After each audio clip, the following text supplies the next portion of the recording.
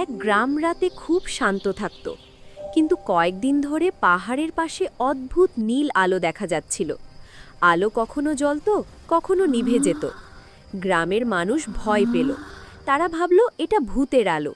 কিন্তু রাফি নামে এক কিশোর ভয় পেল না। সে ভাবল আলোটা কিভাবে জ্বলছে। এক রাতে সে সাহস করে আলোর দিকে হাঁটতে শুরু করল।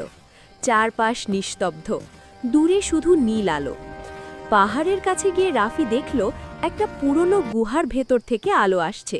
গুহার ভেতর তাকিয়ে সে অবাক হয়ে গেল। সেখানে ভূত নয়, এক আহত পর্যটক বসেছিল। পথ হারিয়ে সে গুহায় আশ্রয় নিয়েছিল। তার টর্চের আলোয় বাইরে নীল আলো দেখাচ্ছিল। রাফি তাকে পানি দিল, সাহায্য করল আর গ্রামে খবর দিল। সবাই মিলে সেই পর্যটককে উদ্ধার করল। সেদিন সবাই বুঝল, ভয় অনেক সময় সত্যকে ঢেকে ফেলে, আর সত্য দেখা যায় তখনই যখন কেউ সাহস করে সামনে এগোয়।